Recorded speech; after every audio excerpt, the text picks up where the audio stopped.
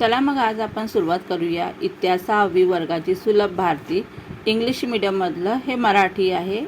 याचं बघणार आहोत आपण पाठ पहिला जो आहे एक कविता जी आहे भारत माता आणि ही कविता आहे शांता शेळके। सुरुवात करण्याच्या अगोदर आपण बघणार आहोत या पाठाचे अनुक्रमिका जी आपल्याला दिलेली आहे। जसं 1 ते 17 पर्यंत या पाठामध्ये मराठीच्या पाठामध्ये आपल्याला पाठ पाहायला मिळतात। तर हा जो पाठ आहे जी आपण सुरुवात करणार आहोत ही 2026 मध्ये जून जुलैमध्ये चालू होणाऱ्या मुलांसाठी हा आपण अभ्यासक्रम देत आहोत। या अभ्यासक्रमामध्ये तुम्हाला काय काय पाहायला मिळणार आहे याच्याविषयी मी सविस्तर माहिती तुम्हाला या व्हिडिओच्या शेवटी देणार आहे। चला मग आता आपण बघूया पाठ पहिला भारत माता जी की कविता आहे पहिली आणि जी लिहिलेली आहे शांता शेळके यांनी। चला मग आपण सुरुवात करूया।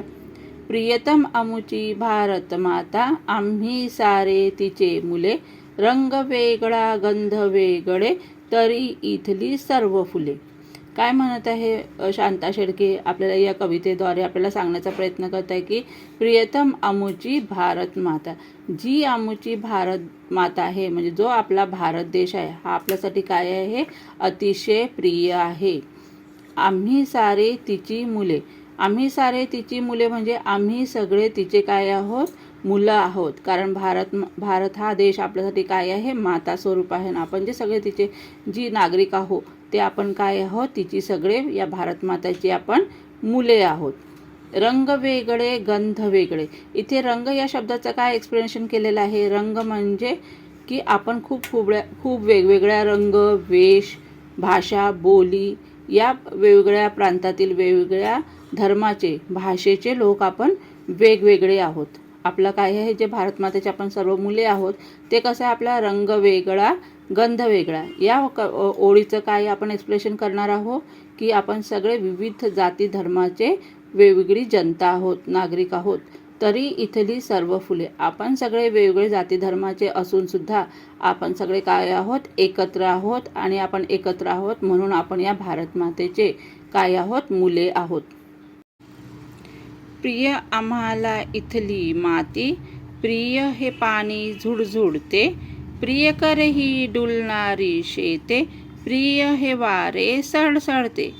या कवितेमध्ये जी शांता शेळके कवी आहेत यांनी म्हटलेलं आहे, आपल्याला सांगण्याचा प्रयत्न केला की प्रिय आम्हाला इथली माती, ही जी भारत माता आहे इथे असणारे जे विश्व आहे इथे असणारी जी धरती आहे ही काय आहे, आम्हाला अतिशय प्रिय आहे। आम्हाला आमच्या जीवापेक्षा प्राणापेक्षा पण आम्हाला इथली माती म्हणजे भारत माताची जी भूमी आहे ती आम्हाला सर्वात जास्त सर्वाधिक प्रिय आहे। हे प्रिय हे पाणी झुळझुळते, इथे हे वाहणाऱ्या नद्या आहेत, सागर आहेत, इथे जे वाहणारं पाणी आहे त्या पाण्याचा आवाज कसा असतो, झुळझुळ पाणी वाहत असते। या पाण्याचा आवाजसुद्धा आम्हाला अतिशय प्रिय आहे। प्रियकर ही डुलणारी शेते, प्रियकर म्हणजे काय आहे, इथे या भारत भूमीमध्ये या विश्वामध्ये या माझ्या भारत मातेमध्ये जी जमीन आहे त्यावर असणारी ही जी शेते आहेत, जमीन आहेत, झाडे आहेत, फुलं आहेत, शेत आहेत, याच्यावर जे पीक डुलतात, याच्यावर जे झाडे असतात, याच्यावर जे फुलणारी फुले असतात हे सुद्धा आम्हाला तितकीच महत्त्वाची आहे। या फुलातून शेतातून आम्हाला या पाण्याच्या झुळझुळत्या आवाजातून या मातीच्या सुगंधातून आम्हाला काही ना काही शिकवण आमची भारत माता म्हणजे आमची आई आम्हाला देत असते। प्रिय हे वारे सळसळते आणि या आमच्या प्रिय भारतभूमीवर जे वारेसुद्धा वाहतात, जी हवा वाहत असते सळसळणारी, ती हवा काय करत असते, आम्हाला एक थंडावा, एक विसावा, एक संदेश देत असते असे कवी आपल्याला सांगते आहेत। चला मग पुढे आता प्रियतम अमुचा धवल हिमालय, बघे भीड या जो गगना, प्रियतम आमुचे सह्य विंध्य हे, प्रियतम या गंगा जमुना। प्रियतम आमुचा धवल हिमालय, हा जो हिमालय आहे जो उंच आहे आणि धवल म्हणजे काय होते, पांढरा शुभ्र रंगाचा, हा जो आमच्या धर्तीवर या भारत मातेच्या भूमीवर हा हिमालय जो आहे जो शुभ्र पांढरा असा उंच ज्याला बघून आम्हाला शिकवण मिळते, हा हिमालय सुद्धा आम्हाला तितकाच महत्त्वाचा आहे। बघे भिडिया जो गगनाला, ज्या हिमालयाचं टोक म्हणजे डोकं हे काय करत आहे, भिडिया म्हणजे गगनाला मिळत आहे, गगनाला जिथे जाऊन मिळते तिथपर्यंत या हिमालयाचं डोकं गेलेलं आहे, ज्याला बघून आम्हाला काय होतं, अभिमान वाटतो.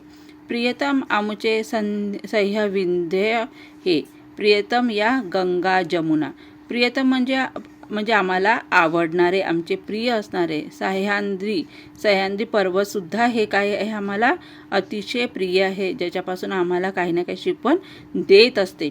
प्रियतम या गंगा जमुना, आपल्या या पवित्र अशा भारतभूमीवर वाहणाऱ्या ज्या गंगा जमुना सरस्वती अशा या ज्या नद्या आहेत, यासुद्धा आम्हाला पवित्रतेचा एक आध्यात्मिकाचा आणि एक ज्ञानाचा बोध आम्हाला देत असते, असे आपल्याला भारतमाता या कवितेतून शांता शेळके आपल्याला सांगत असतात. चला मग पुढे बघूया. पुढच्या पंक्तीमध्ये आपल्याला काय दिलेलं आहे. मानव सारे समान असती, शिकवण ही जगतास दिली.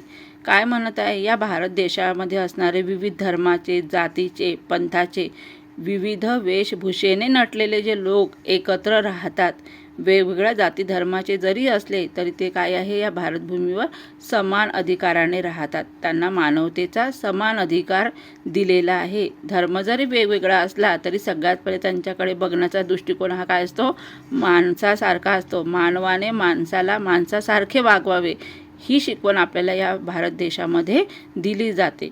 शिकवण ही जगतास दिली, ही शिकवण म्हणजे माणसाला माणसासारखे वागवावे आणि त्याच्याकडे बघण्याचा दृष्टिकोनसुद्धा हा माणसासारखाच असावा. म्हणजे एखाद्या पशुला सुद्धा बघताना त्याला कुठलीही दुःख किंवा त्याला कुठलीही यातना देताना हा विचार केला पाहिजे की हा सुद्धा एक मनुष्य आहे आणि त्यालासुद्धा एक जीवन आहे, त्यालासुद्धा त्रास दिल्यावर त्रास होतो. म्हणून आपण नेहमी काय केलं पाहिजे, त्याच्याकडे बघताना त्याला कुठली त्रास देताना आधी तो सुद्धा एक जीव आहे, त्यालासुद्धा एक जीवन आहे आणि त्यालासुद्धा त्रास होतो आहे, या दृष्टिकोनातूनच शिकवण आपल्याला भारतामध्ये दिली जाते. या मातेची मुले सद्गुणी सर्व जगाला प्रिय झाली. म्हणून भारत देशाची जी शिकवण आहे, भारत देशातले जे लोक आहे ते नेहमी काय असतात, शिकवण म्हणजे आपली जी वागण्यातून, बोलण्यातून, जातीतून, पंथातून, आपण जे वेशभूषा घालतो किंवा आपण वेगवेगळ्या धर्मातील लोक वेगवेगळे आपले उत्सव सण जे आपण साजरे करतो त्यातून सुद्धा आपल्याला काही ना काही बोध मिळतो. आणि हा जो बोध आपला आहे, त्योहारातून मिळणारा, शिकवणीतून मिळणारा हा बोध आपण बाहेरच्या जगाला सुद्धा देत असतो. म्हणजे भारत देश हा विविध धर्मामध्ये, विविध देशामध्ये सुद्धा काय आहे, प्रगत झाला आहे. त्याच्याविषयीची आपुलकी भावना बाहेरच्या देशातील लोकांमध्ये सुद्धा वाढली आहे आणि भारताकडे बघण्याचा दृष्टिकोन सुद्धा बाकीच्या देशांचा कसा झाला आहे, एक शांतीप्रिय देश, एक संत प्रधान देश अशी म्हणून भारताची प्रख्याती बाहेरच्या देशांमध्ये झालेली आहे. प्रियतम आमुची भारत माता, वंदन आम्ही तिला करू. अशा प्रकारे ही जी आमची भारत माता आहे ही काय नेहमी आमच्यासाठी काय वंदनीय आहे.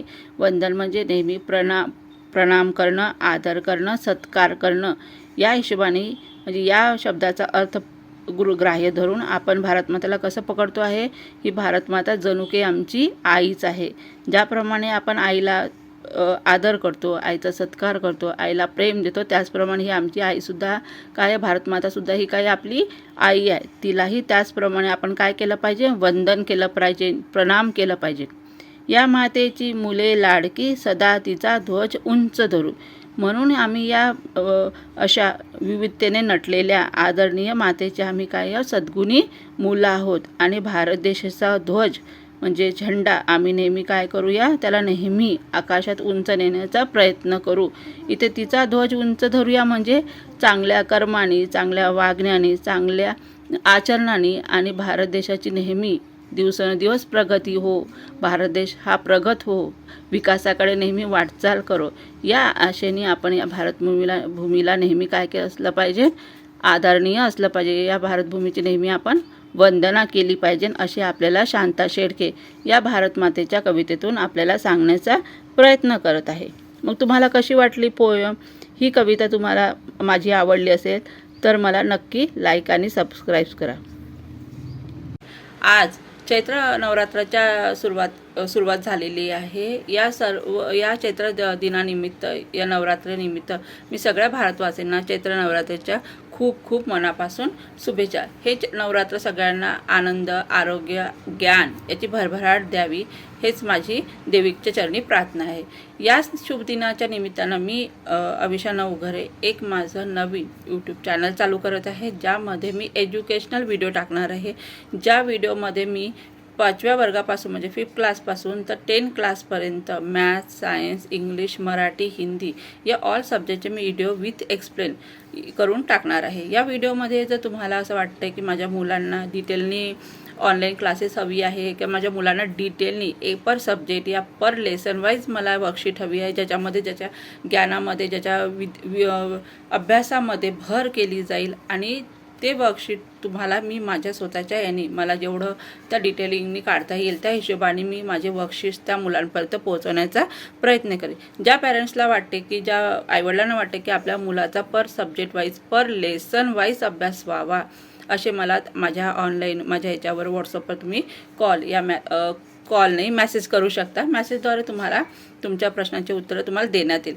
आणि ज्या पेरेंट्सला वाटते की माझ्या मुलांचे जसं ज्यांचं मराठी वीक आहे, त्या मुलांना मराठी समजत नाही किंवा काही विद्यार्थी असतात ज्यांना हिंदी समजत नाही, काही विद्यार्थी असतात की ज्यांना इंग्लिशचं जे लेसन आहे त्याचे डिटेलिंग समजत नाही किंवा ज्याला मॅथ्सचं काही समजत नाही, अशा विद्यार्थ्यांनी 5वीपासून तर 8वीपर्यंतच्या विद्यार्थ्यांनी मला माझ्या व्हॉट्सअप नंबरवर मेसेज करून मला तुमच्या ज्या पण समस्या असते ते सांगू शकता. अशाच प्रकारे ज्या पेरेंट्सला वाटते की आपल्या मुलाला डिटेलिंग हवं आहे एका लेसनचं किंवा तो अदरवाईज कुठे दुसरीकडे क्लास करत असेल आणि त्याला फक्त एक एज्युकेशनल वर्कशीट हवे आहे ज्याच्यामध्ये कळेल की हा मुलगा माझा किती शिकतो आहे, किती अभ्यासाचा झालेला आहे. यामुळे काय होतं, कुठल्याही वर्कशीट किंवा कुठल्याही अभ्यासक्रमामध्ये एखादी आपण भर टाकली तर मुलाचा अभ्यास हा अतिशय जास्त होतो. त्याचा अभ्यास करण्याची जी मेथड आहे ती बदलते. त्याचं एकाच लेसन वाईज जर आपण अभ्यासाला सुरुवात केली तर आपला हा फर्स्ट टर्मचा सिलेबस, फायनल टर्मचा सिलेबस हा कमी वेळेमध्ये आपण कसा पूर्ण करून घेऊ शकतो याच्याकडे आपल्या प्रत्येक आईवडिलांचा कल असतो. मग याच समस्यांच्या निगडीत असणारे प्रश्न, या समस्यांच्या निगडीत असणारे वर्कशीट्स, या समस्यांच्या निगडीत असणारा अभ्यासक्रम मी माझ्या या व्हिडिओ चॅनलच्या थ्रू चालू करणार आहे. त्यामुळे तुमचा आशीर्वाद माझ्यासोबत असू द्या. नमस्कार.